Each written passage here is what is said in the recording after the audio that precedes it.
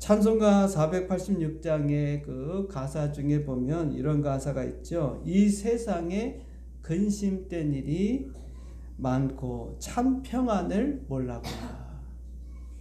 그런 것 같아요. 이 가사대로 이 세상 사는 동안에 근심, 걱정, 염려, 불안, 두려움이 없는 사람이 없는 것 같아요. 제가 유튜브를 보니까 북한에서 탈북한 간부가 나와서 하는 말이요. 북한에는 항상 불안하다는 거예요. 잘 살아도 불안하고, 못 살아도 불안하고, 간부가 돼도 불안하고, 항상 불안하다는 거예요. 우리 생각에는 거기도 살만한 동네 아닌가? 사람들이 살아있는데 뭐 그렇게 불안한가 하는데 그 이유가 있어요. 감시한다는 겁니다. 항상 감시하고 있기 때문에 혹시라도 내가 당해 또는 김정은한테 뭔가 약점이 잡히지 않는가. 그러니까 늘 불안한 거예요. 늘 불안해요.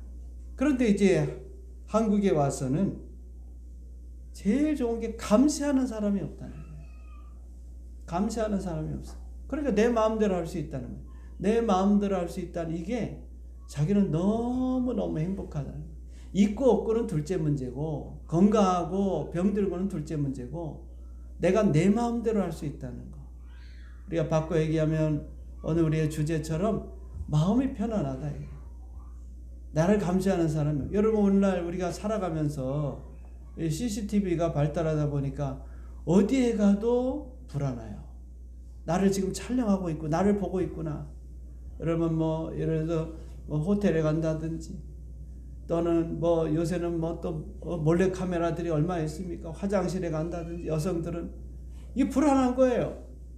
그래서 화장실 가서도 점 하나 딱 찍혀 있으면 야 이거 몰래 카메라 아닌가?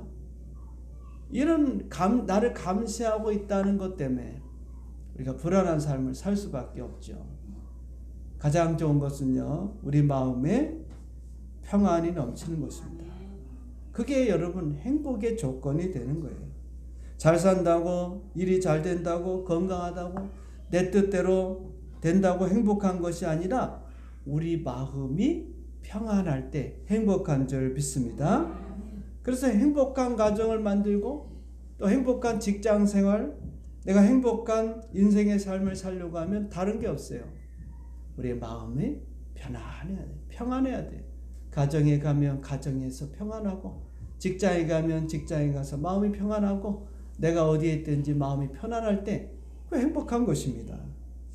자, 그런데 오늘 본문에 보면 예수님께서 근심하는 제자에게 평안을 주시겠다고 말씀하고 있는 것을 보게 됩니다. 27절에 보니까 평안을 너희에게 끼치노니, 끼친다는 건 준다 이 말이에요.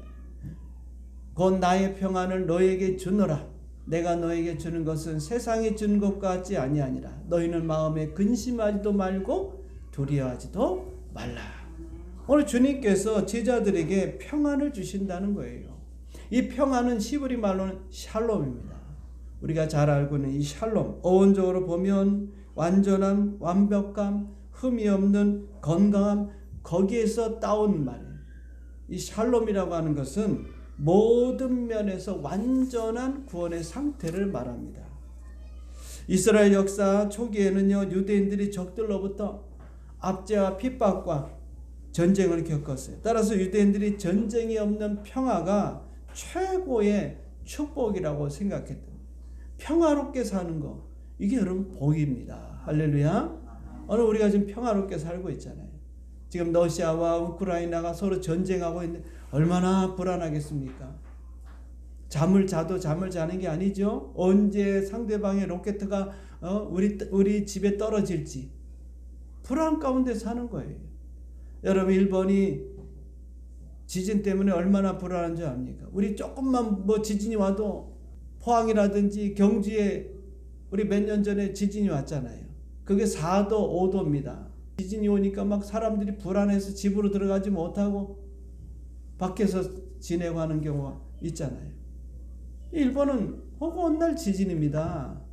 얼마나 지진이 많은지 몰라요. 그런데다가 4도 5도 지진이 아니에요. 6도 7도 8도 집이 다 무너지고 어느 때는 수십만이나 되는 사람이 다 죽고 그게 비일비재한 거예요. 얼마나 불안하겠습니까? 참 우리는 이 한국이라고 하는 나라 참 좋은 나라 평안한 나라에 살고 있는 줄 믿습니다. 이 평안이 축복이에요. 평안이 축복. 그래서 샬롬이라고 하는 것은 여러분 말 그대로 평안, 평화. 그런데 이 샬롬이라는 뜻 속에는 많은 것들이 포함되어 있는데 완전, 건강, 안식, 평온, 평안, 복지, 행복, 번영, 충만, 조화, 기쁨, 화목, 사랑 또 이 모든 것이 다 포함된 단어가 샬롬이잖아요. 그러니까 하나님께서 사람에게 주실 수 있는 모든 좋은 것에 담겨있는 단어 하나를 찾으라면 그게 바로 샬롬이에요. 샬롬. 그래서 유대인들은 제일 좋아하는 단어가 이 샬롬이에요. 샬롬. 샬롬이 다 끝난 거예요. 그냥 평화 이게 아닙니다. 그 안에 안전도 있고 행복도 있고 건강도 있고 성공도 있고 축복도 있고 행복도 있고 이 샬롬 안에 다 담겨져 있기 때문에 그들은 만나면 샬롬 또 상대방이 자기를 향해서 샬롬하고 여러분 하나님께서 우리에게 평안을 주셔야 될 줄 믿습니다. 하나님께서 세상을 6일 동안 창조하시고 나서 말씀하시기를 모든 것이 보시기에 심히 좋았더라. 그 말은 다른 말로 하면 평화로웠다 그 말이에요. 모든 것이 제자리 있고 또 모든 것이 다 질서 정연하고 모든 것이 다 하나님의 법칙대로 돌아가고 이게 평화로운 거 아닙니까? 문제는 뭡니까? 뒤죽박죽 된다든지 질서가 깨진다든지 그 불안해지는 거 아니에요? 그러나 아담의 범죄로 인해서 이 샬롬, 이 평화가 깨지고 잃어버리게 되고 이 땅에 저주가 임하게 됐어요. 그래서 모든 것이 다 뒤죽박죽 되어버렸습니다. 하나님의 근본 창조의 원리대로 세상이 지금 가고 있지 않다 이 말이에요. 오늘 여러분 그래서 우리가 불안한 것입니다. 그래서 사는 동안에 근심과 걱정과 염려, 불안, 두려움 가운데 살게 돼 있는 거예요. 그러므로 우리가 원하는 평안은요 사람이 만들 수가 없어요. 하나님께서 우리에게 이 평화를 주셔야 될 줄 믿습니다. 하나님께로부터 오는 그 평화 그게 참 평화예요. 참 평화. 예레미야서 29장 11절에 보면 너희를 향한 나의 생각을 내가 아나니 뭐라고요? 평안이다. 하나님의 생각은 여러분이 이 땅에서 평안하게 사는 거예요. 하나님의 뜻은 내게 향한 하나님의 뜻은 내가 이 땅에서 평안하게 사는 거예요. 재앙이 아니에요. 너에게 미래와 희망을 주는 거라 했어요. 하나님은 여러분들이 평안하게 이 땅에 살기를 원하는 거예요. 그래서 예수님을 이 땅에 보내주셨고 우리를 모든 근심과 걱정과 염려와 두려움 가운데서 오늘 우리가 평안하게 살 수 있도록 주님을 보내주신 겁니다. 그래서 예수님이 베들레헴의 아기로 탄생할 때 수많은 천사들이 노래하기를 누가복음 2장 13절 14절에 보면 호련히 수많은 천군이 천사들과 함께 하나님을 찬송하여 이르되 지극히 높은 곳에서는 하나님께 영광이요 땅에서는 하나님이 기뻐하신 사람들 중에 뭐라고요? 평화다. 예수님의 오심은 하나님께는 영광, 하나님께는 기쁨, 무한한 기쁨이지만 우리에게는 평화의 평화. 그래서 예수 믿는 자의 축복은요 다른 무엇보다 있고 없고 건강하고 뭐 병들고 잘 되고 안 되고 그건 두 번째 문제고 먼저 우리 마음이 평안한 것입니다. 주님은 평화를 주기 위해서 이 땅에 오셨어요. 그래서 예수님께서 요한복음 12장에 보면 예루살렘 성으로 입성하게 될 때 그때 말을 타지 않고 나귀를 타지 않고 나귀 새끼를 탔다 그랬어요. 요한복음 12장 14절 15절에 보면 예수는 한 어린 나귀를 보고 타시니 이를 기록된 바 시온에 따라 두려워하지 말라 보라 너희 왕이 나귀 새끼를 타고 오신다함과 같더라. 구약에는 스가랴 9장 9절의 말씀을 인용한 것인데 예수님이 나귀 새끼를 타고 예루살렘을 입성했다는 것은 예수님은 겸손의 왕이요 그리고 오늘 우리의 주제처럼 평화의 왕으로 오셨다. 전쟁의 왕이 아니라 이 말이에요.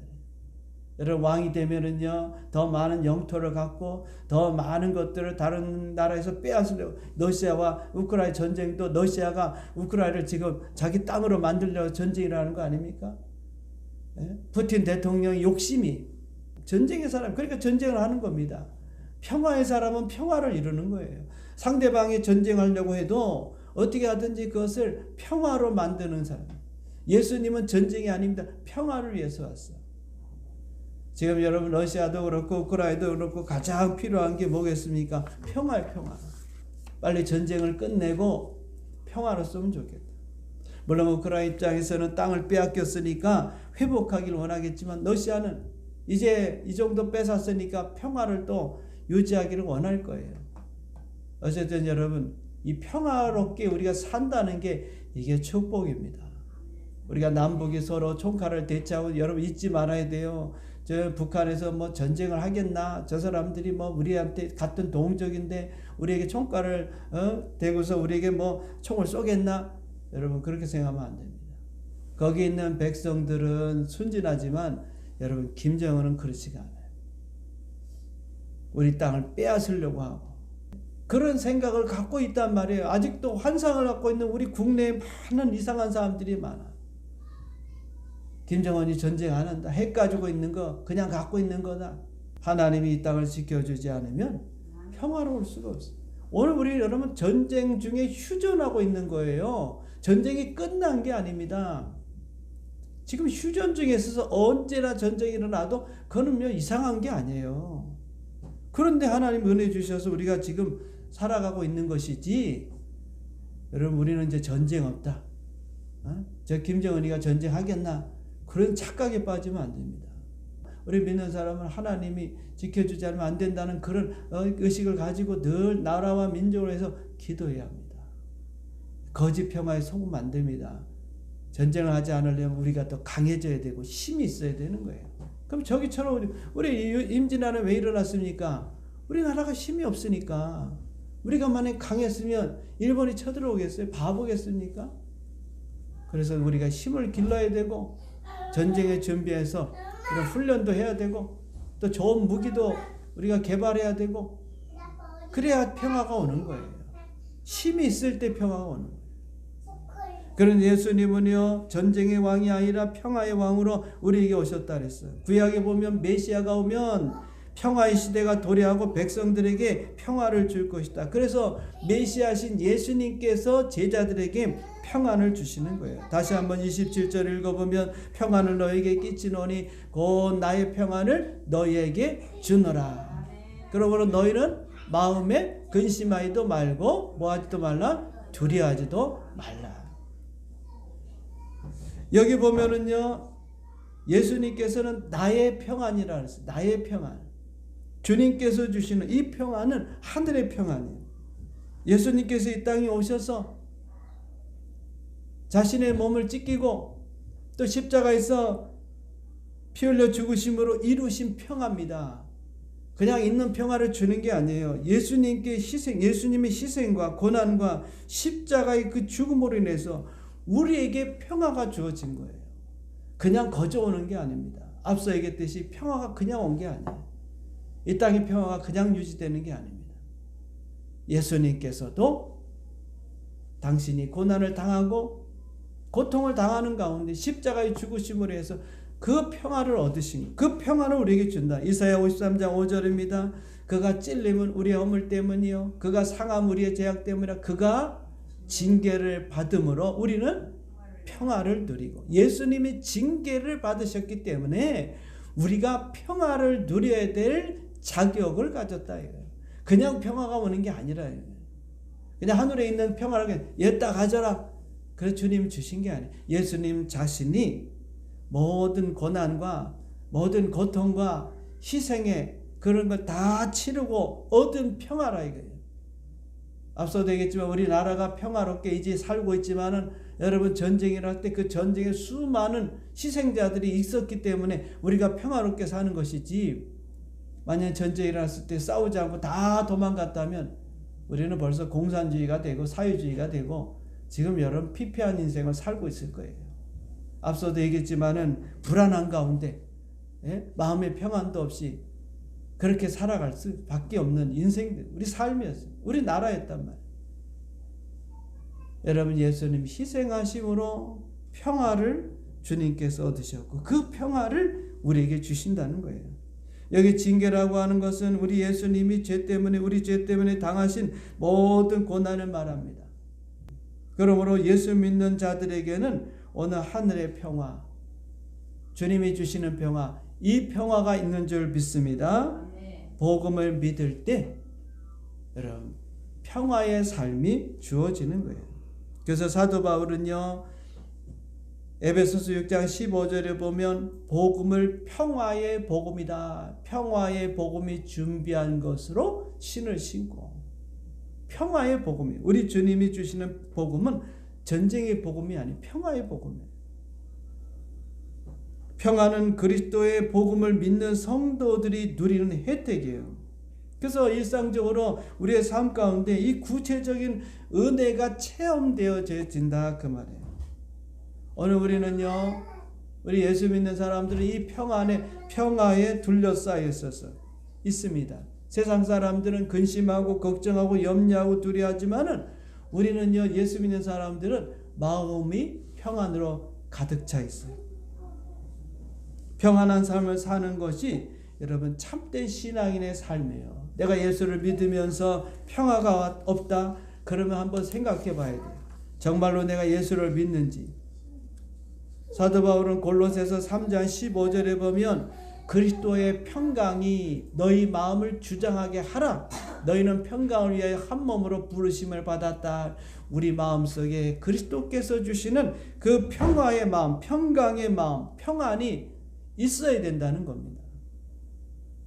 그러니까 주님이 주시는 이 평안을 잃어버리지 않도록 우리가 힘써야 된다. 하나님이 우리에게 평안을 주시지만 여러분 그 다음에 준 우리 평안은 내가 이걸 잘 간직하고 지켜야 되는 거예요. 왜냐하면 사탄은 여러분의 평강을 빼앗기 위해서 여러 가지로 위협합니다. 질병을 통해서 불안하게 만들고 근심하게 만들고 경제적 어려움을 통해서 여러분 삶을 힘들게 하면서 마음에 있던 평안을 빼앗아가고 가정과 직장과 가족으로 하여금 여러 가지 어려운 문제를 줘서 여러분 마음속에 평화가 사라지고 근심이 생기고 불안하게 만드는 거예요. 그렇지 않습니까? 가족이 함께 서로 오손도손 잘 살면 평화롭지만은 남편하고 싸운다든지 자식하고 싸운다든지 자식끼리 싸운다든지 그러면 그 가정은 평화가 깨지는 거예요. 그걸 우리가 지켜야 된다면 하나님이 예수님을 통해서 우리 가정에 평화를 주셨고 내 마음에 평화를 주셨고 내 삶에 평화를 주셨으니까 그 평강을 여러분들이 지켜야 되는 거예요. 그래서 싸움을 될 만한 건 피하라 이 말이에요. 부부간에도 서로가 다툼이 생길 때 내가 피해야 되는 겁니다. 왜요? 그렇지 않으면 내 마음에 평안이 사라집니다. 예수님께서 우리에게 평안을 주셨기 때문에 그 평안을 우리가 주장하고 그 평안을 잃어버리지 않도록 항상 우리가 긴장하고 다른 사람하고 여러분 우리가 돈이 손해보더라도 또 때로는 건강이 손해보더라도 또 다른 문제들이 손해보더라도 이 평안을 지키는 데 힘써야 돼요. 몇 분 때문에 다툼이 일어나고 분쟁이 나면 마음이 예수 믿는 사람은요 그러고 나면 편치가 않아요. 여러분 마음의 평안 그리스도께서 주시는 평강을 여러분들이 잘 유지하고 저장하고 간직하길 주님의 이름으로 축원드립니다. 그 다음에 두 번째 주님이 주시는 평안은요 하나님과 화목된 가운데서 오는 평안이에요. 예수님이 십자가에 죽으신 것은요 하나님과 우리 사이에 이 화목하기 위해. 왜요? 우리 인간이 죄를 짐으로 해서 하나님과 우리가 원수관계가 됐어요. 죄는 여러분 원수관계로 만드는 분쟁의 관계, 부부 사이에 죄가 끼면 서로 원수가 되고 다툼이 생기는 거예요. 부모 자식 간에 죄가 생기면 또 자녀와 자녀 사이도 마찬가지입니다. 죄가 들어오면 거기는 분쟁이 있을 수밖에 없고 다툼이 있을 수밖에 없어요. 하나님과 우리 사이도 마찬가지입니다. 그런데 예수님께서 오셔서 하나님과 우리 사이에 있던 원죄, 아담이 지은 그 죄 문제를 십자가에서 깨끗이 해결해 주시니까 우리가 다 죄 용서함을 받게 되니까 이제는 하나님과 우리는 화목된 관계가 되었다. 골로새서 1장 21절과 22절을 보면 전에 악한 행실로 멀리 떠나 마음으로 원수가 되었던 하나님과 원수되었던 너희를 이제는 그의 육체의 죽음 예수님의 십자가의 죽음으로 말미암아 하나님과 우리가 화목하게 하사 너희를 거룩하고 흠없고 책망할 것이 없는 자로 그 앞에 세우거든. 하나님과 우리가 이제는 예수님의 피로 십자가로 이제는 화목한 관계가 됐어요. 뿐만 아닙니다. 우리가 의로운 자가 되었기 때문에 하나님과 화평을 누릴 수가 있어요. 로마서 5장 1절에 보면 우리가 믿음으로 의롭다함을 받았으니 우리 주 예수 그리스도로 말미암아 하나님과 뭐하자? 화평, 평화를 누리자. 하나님과 우리가 평화의 관계가 되어야 돼요. 죄가 끼면 여러분 화평이 아니라 분쟁과 서로 원수 관계가 되는 거예요. 그런데 우리 죄를 예수님이 다 십자가에서 속량해 줬으니까 이제는 하나님과 나는 원수 관계가 아니에요. 화목 관계, 평화의 관계가 이루어졌다. 그래서 여러분 하늘의 평화가 우리에게 임하는 것이에요. 하나님의 평화가 평화의 근원 되시는 평강의 하나님이 우리 마음 가운데 평안을 주시는 거예요. 그래서 예수 믿는 사람들의 삶에는 이 평화가 항상 호의하듯이 감싸듯이 또 삶에 넘치는 이런 평화를 우리가 느끼게 되는 거예요. 그래서 예수 믿는 것은 평화. 여러분 마음이 혹시 내 마음이 주님이 주시는 이 평화가 없다고 하면은 여러분들이 한번 깊이 생각해 봐야 돼요. 그 중에 하나가 바로 하나님과 나 사이에 어떤 관계 문제가 생기면 평화를 잃어버리게 됩니다.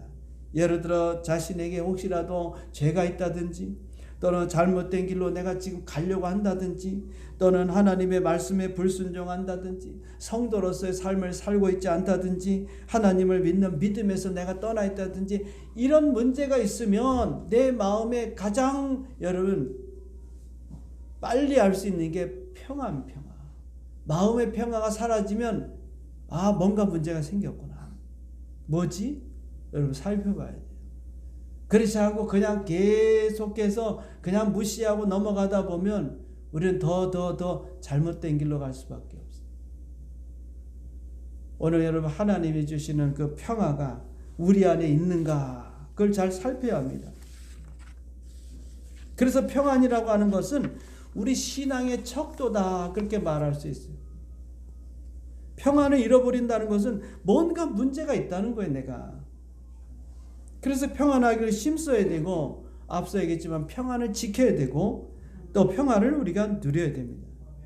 그런데 하나님과의 잘못된 관계가 회복되어야만이 그때 다시 우리의 마음에 평화가 넘치고 기쁨이 넘치고 행복한 삶을 살게 되고 영혼이 잘 되고 범사될 되고 강건해질 줄 믿습니다.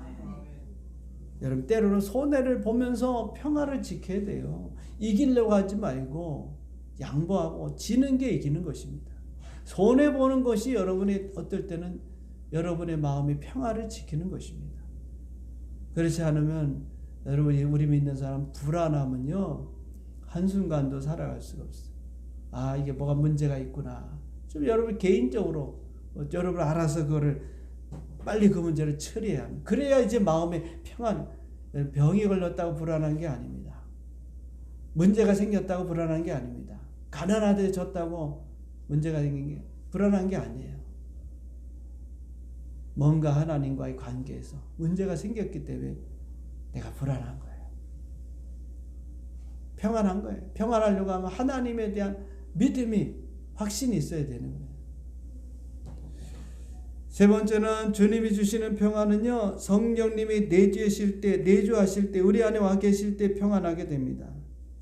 오늘 예수님은 근심, 걱정, 염려하는 제자들에게 너희를 고와 같이 버려두지 아니하고 보혜사 성령님을 보내주시겠다 그렇게 말씀하셨어요. 요한복음 14장 16절에 보면 내가 아버지께 구하겠으니 그가 또 다른 보혜사를 너희에게 주사 영원토록 너희와 함께 있게 하리니 이 보혜사 성령님은 보혜사인데 이 보혜사는 돌봐주는 거예요. 돌봐주는 거예요. 마치 유모가 어린아이를 돌보듯이 그 역할을 이 보혜사 즉 성령님이 하시는 거예요. 그래서 성령님은 우리를 인도하시고 또 우리를 도와주시고 위로해 주시고 우리에게 능력을 주시고 무엇보다도 우리 마음속에 성령이 와 계시면 평안한 거예요. 평안한 거예요.